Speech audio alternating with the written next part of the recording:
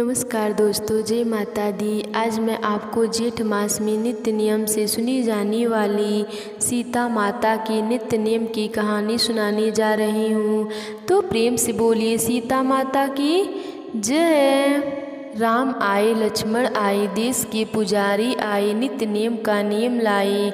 आओ राम, बैठो राम, माखन मिश्री खाओ राम, दूध बतासा पियो राम, सूत के पलका ओठो राम, दाल पिसाला आठो राम, राम सवारी सबके काम, खाली घर भंडार भरेंगे, सबका बेड़ा पार करेंगे। जय श्री राम, जय श्री राम। यह कहानी माता सीता कहती और भगवान श्री राम जी सुना करते थे। एक दिन भगवान श्री राम किसी काम के लिए बाहर जाना पड़ा तो माता सीता कहने लगी, भगवान मेरा तो 12 वर्ष का नित्य नियम है, अब आप बाहर चले जाएंगे तो मैं अपनी कहानी किसे सुनाऊंगी। तब भगवान श्री राम जी ने कहा, तुम कुएं की पाल पर जाकर बैठ जाना और वहाँ जो भी औरत पानी भरने आएंगी उन्हें तुम अपनी कहानी सुना देना। सीता माता कुएं की पाल पर जाकर बैठ गईं। एक स्त्री आई, उसने रेशम की जड़ी वाली साड़ी पहन रखी थी और सोने का घड़ा ले रखा था। सीता माता उसे देखकर कहती हैं, बहन मेरा 12 वर्ष का नित्य नियम है, सुन लो। पर वह स्त्री बोली, मैं तुम्हारा नित्य नियम सुनूंगी तो मुझे घर जाने में देर हो जाएगी और मेरी सास मुझसे लड़ेगी। उसने कहानी नहीं सुनी और वह चली गई। उसकी रेशम जड़ी की साड़ी फट गई, सोने का घड़ा मिट्टी के घड़े में बदल गया। सास ने देखा तो पूछा कि यह किसका दोष अपने सिर पर लेकर आई है। बहू ने कहा कि कुएं के पाल पर एक औरत बैठी है, उसने कहानी सुनने के लिए कहा, लेकिन मैंने सुनी नहीं, जिसका फल यह मिला है। बहू की बात सुनकर अगले दिन वही साड़ी और घड़ा लेकर सास कुएं पर गई। सास को वही औरत सीता माता बैठी मिली थी तो माता सीता ने कहा, बहन मेरी कहानी सुन लो। सास बोली, एक बार क्या, मैं तो 1000 बार आपकी कहानी सुन लूँ। राम आए, लक्ष्मण आए, देश के पुजारी आए, नित्य नियम का नियम लाए। आओ राम, बैठो राम, तब सी रसोई जियो राम, माखन मिश्री खाओ राम, दूध बतासा पियो राम, सूत के पलका में ओठो राम, साल दुसाला पाठो राम, राम दुसाला आठो राम, राम जब बोलो तब राम, आगे राम संभाले सबके काम, खाली घर भंडार भरेंगे, सबका बेड़ा पार करेंगे। जय श्री राम, जय श्री राम। सास बोली, बहन कहानी तो बहुत अच्छी लगी। कहानी सुनकर सास घर चली गई और उसकी साड़ी फिर से रेशम जड़ी की बन गई, मिट्टी का घड़ा फिर से सोने में बदल गया। बहू कहने लगी, सासू माँ आपने यह सब कैसे किया।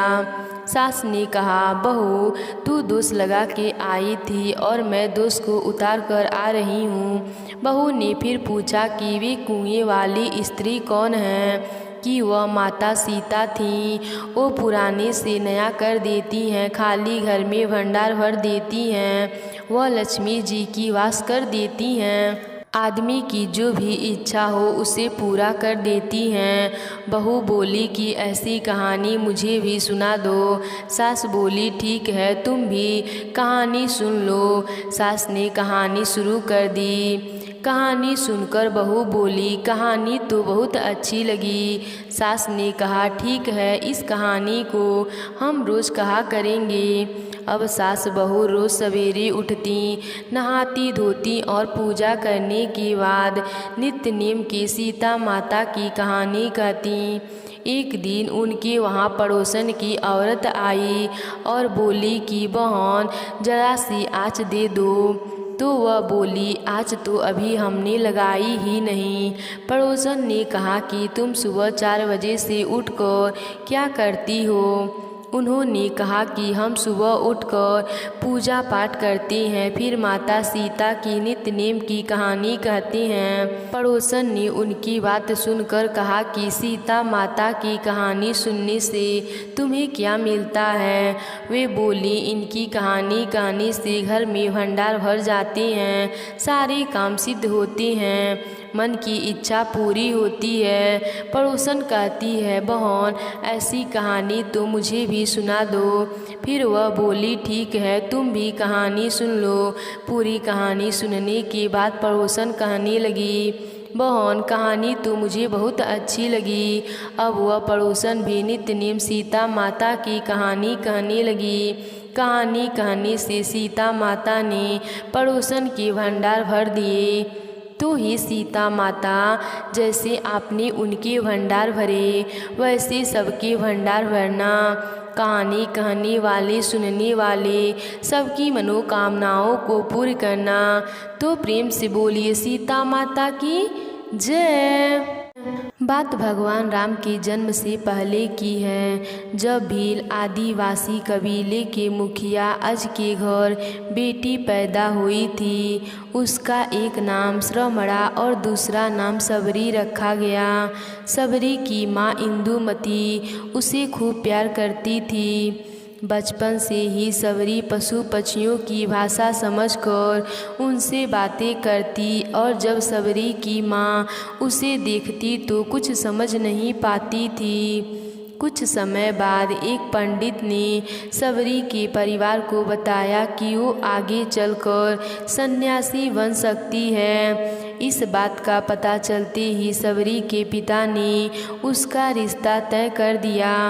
जैसे ही शादी का दिन नज़दीक आया, सबरी के घर वालों ने खूब सारी बकरियां और अन्य जानवर घर के पास लाकर बांध दिए।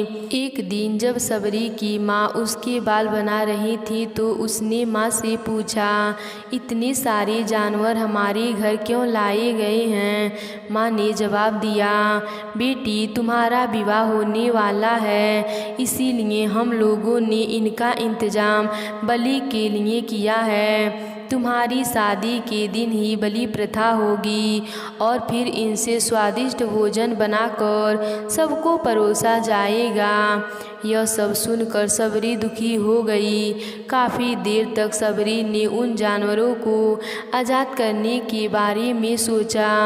सोचते सोचते सबरी के मन में हुआ कि अगर यह जानवर यहाँ नहीं होंगे तो इनकी बलि रुक सकती है। ऐसा नहीं हुआ तो मेरे घर से कहीं चले जाने पर ही इनकी बलि रुकेगी। जब मैं ही नहीं रहूँगी तब न विवाह होगा और न ही बलि प्रथा। इसी सोच के साथ जानवरों को रखी गई जगह पर सबरी पहुँची। उसने सोचा कि उन्हें खोल देती हूँ, लेकिन वो ऐसा नहीं कर पाई। उसके बाद सबरी जंगल की तरफ भागने लगी।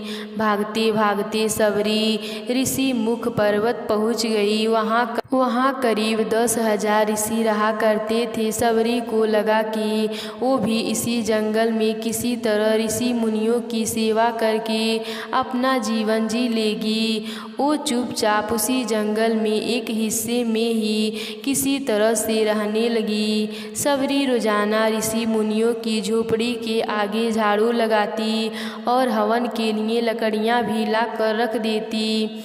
ऋषि मुनियों को देखकर नहीं आ रहा था कि जंगल में उनके काम अपने आप कैसे हो रहे हैं। एक दिन सबरी को किसी ऋषि ने देख लिया। उसे देखते ही उसका परिचय पूछा।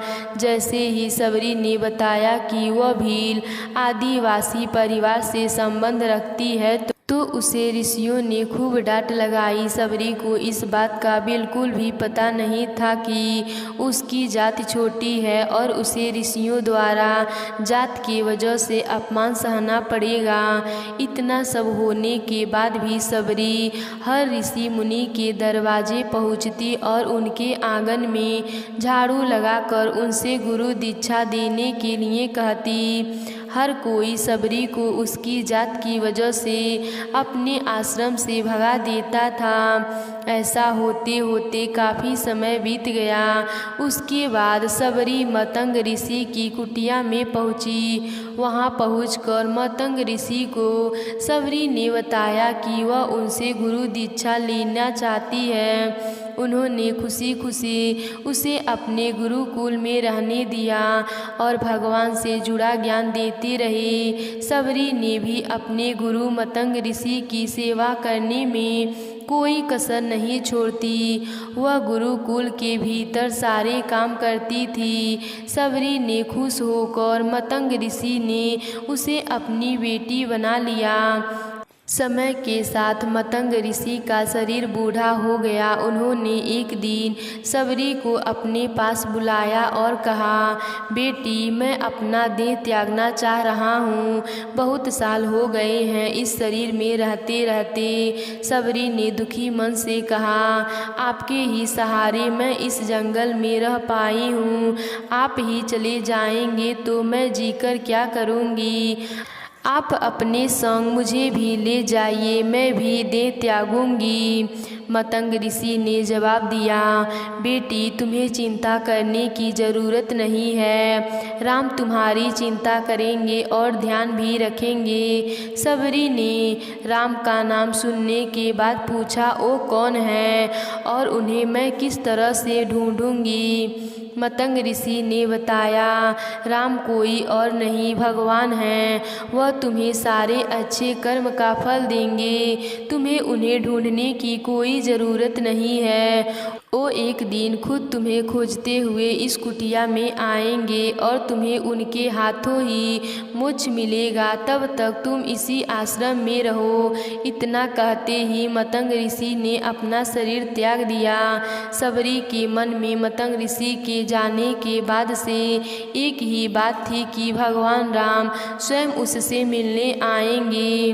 वह हर रोज़ भगवान राम से मिलने के लिए बाग से अच्छे अच्छे फूल लाकर पूरा आश्रम सजाती और भगवान के लिए बेर तोड़कर लाती। भगवान के लिए बेर चूमते हुए सबरी उन्हें चख लेती थी कि ताकि भगवान को सिर्फ मीठे बेर ही दे। रोजाना सबरी इसी तरह भगवान के दर्शन की आस में फूल और बेर इकट्ठा करती रही।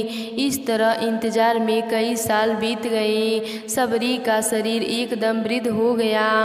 एक दिन आश्रम के पास के ही तालाब में सबरी पानी लेने के लिए गई। तभी पास के ही एक ऋषि ने उसे अछूत कहते हुए वहां से भगाने के लिए कहा और एक पत्थर मार दिया।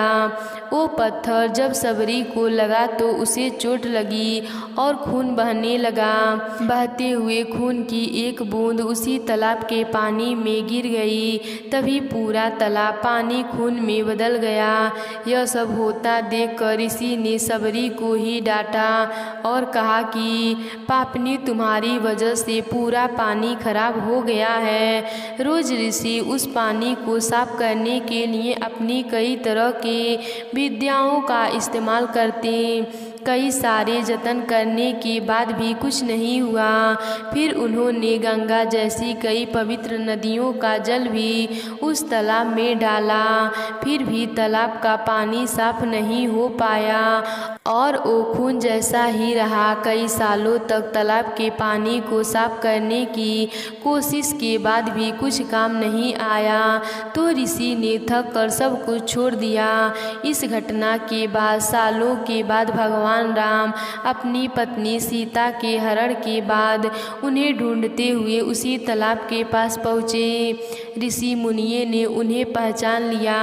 भगवान को वहां देखकर ऋषियों ने तालाब का पानी साफ करने के लिए भगवान को अपने पैर उसमें डालने के लिए कहा, लेकिन पानी जैसे के तैसा ही था।